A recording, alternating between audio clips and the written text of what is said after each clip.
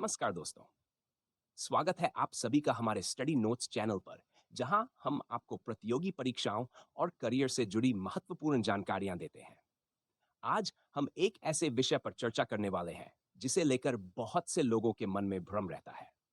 ग्रामीण डाक सेवक की नौकरी क्या पूरी तरह से सरकारी नौकरी है या नहीं? अगर आप भी इस सवाल का सही जवाब जानना चाहते हैं और जीडीएस की नौकरी के फायदे और सीमाएं समझना चाहते हैं, तो इस वीडियो को अंत तक जरूर देखें। चलिए, बिना समय गवाए शुरू करते हैं। ग्रामीण डाक सेवक की नौकरी पूरी तरह से सरकारी नौकरी क्यों नहीं मानी जाती? भारतीय डाक विभाग के ग्रामीण डाक सेवक जीडीएस पद को लोग अक्सर सरकारी नौकरी मानते हैं, लेकिन यह एक नियमित सरकारी नौकरी नहीं है। इसका कारण कई प्रशासनिक और कानूनी कारणों से जुड़ा हुआ है। आइए इसे विस्तार से समझते हैं। अन जीडीएस को सिविल से सिविल सर्विस का हिस्सा नहीं माना जाता। भारतीय संविधान के अनुच्छेद 309 के तहत केंद्र और राज्य सरकारें सरकारी कर्मचारियों सिविल सर्विसेज के लिए नियम बनाती हैं, लेकिन जीडीएस इस अनुच्छेद के तहत नहीं आते। वे सिविल पोस्ट होल्डर होते हैं, लेकिन गवर्नमेंट सर्वेंट नहीं। यानी ये सरकारी विभाग में काम तो करते हैं, लेकिन इन्हें नियमित सरकारी कर्मचारी परमानेंट गवर्नमेंट एम्प्लॉय का दर्जा नहीं मिला है।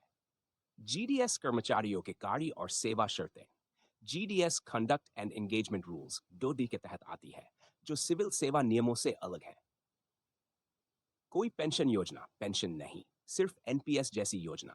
सरकारी कर्मचारियों को रिटायरमेंट के बाद पेंशन मिलती है, लेकिन जीडीएस को पेंशन नहीं दी जाती। इनके लिए जीडीएस ग्रेच्युटी और सर्विस डिस्चार्ज बेनिफिट स्कीम दी जाती है, जो एनपीएस नेशनल पेंशन सिस्टम जैसी होती है। यह एक निजी निवेश योजना की तरह होती है, जिसमें सेवाकाल के दौरान कटौती होती है और सेवा समाप्ति के बाद एक मुश्त राशि दी जाती है। 3. स्थायी नौकरी परमानेंट जॉब नहीं, कभी भी हटाया जा सकता है। एक सरकारी कर्मचारी को बिना उचित कारण या अनुशासनात्मक जांच के नहीं हटाया जा सकता, लेकिन जीडीएस के लिए यह लागू नहीं होता। जीडीएस को किसी भी समय सेवा समाप्ति टर्मिनेशन का सामना करना पड़ सकता है। सरकार जब चाहे इन पदों को खत्म या नियम बदल सकती है। अन्य रोजगार का विकल्प अनिवार्य must have another source of income. GDS की सैलरी इतनी कम होती है कि इसे पर्याप्त जीवन यापन के लिए पर्याप्त नहीं माना जाता। इसलिए सरकार ने जीडीएस के लिए यह अनिवार्य कर दिया है कि उनके पास दूसरा आय का साधन अदर सोर्स ऑफ इनकम हो, तो अपने डाकघर का खर्च भी खुद उठाना पड़ता है। 5. प्रमोशन और करियर ग्रोथ के मौके सीमित। सरकारी नौकरियों में प्रमोशन के कई अवसर होते हैं, लेकिन जीडीएस को प्रमोशन नहीं मिलता। हालांकि कुछ विशेष परीक्षाओं से जीडीएस को पोस्टल असिस्टेंट या एमटीएस बनने का मौका मिल सकता है, लेकिन यह अनिवार्य नहीं है।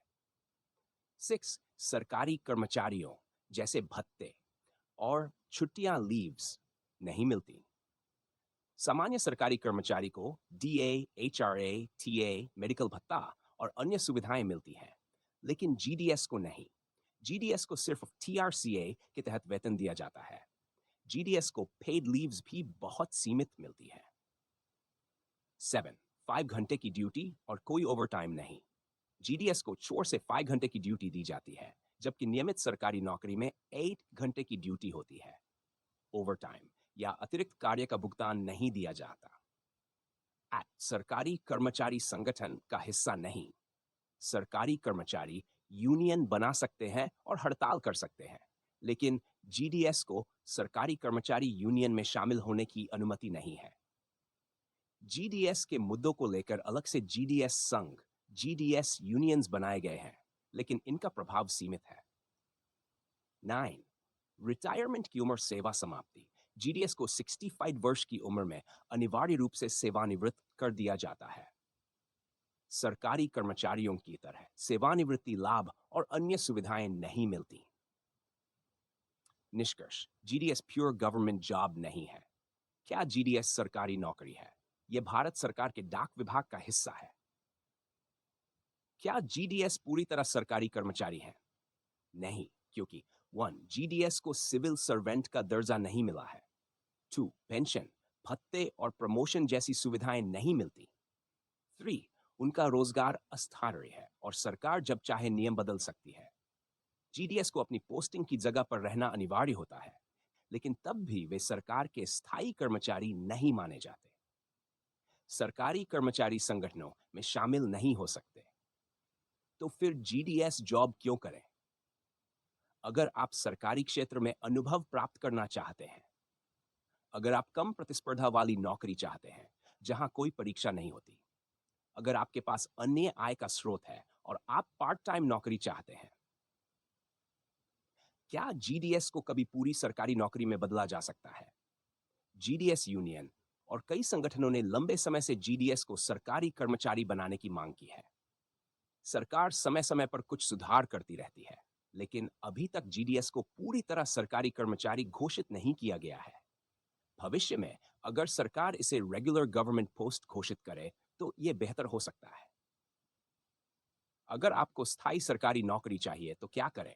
अगर आपका लक्ष्य परसेंट सरकारी नौकरी परमानेंट गवर्नमेंट है, तो postal assistant PA, sorting assistant, MTS, postman या अन्य सरकारी परीक्षाओं की तैयारी करें। आपके लिए अगला कदम 1, अगर आपको ये जॉब करनी है तो जल्दी आवेदन करें। अगर आपको स्थायी सरकारी नौकरी चाहिए तो अन्य परीक्षाओं की तैयारी करें। अगर आप जीडीएस जॉब के साथ अन्य काम भी कर सकते हैं तो ये एक अच्छा विकल्प हो सकता है।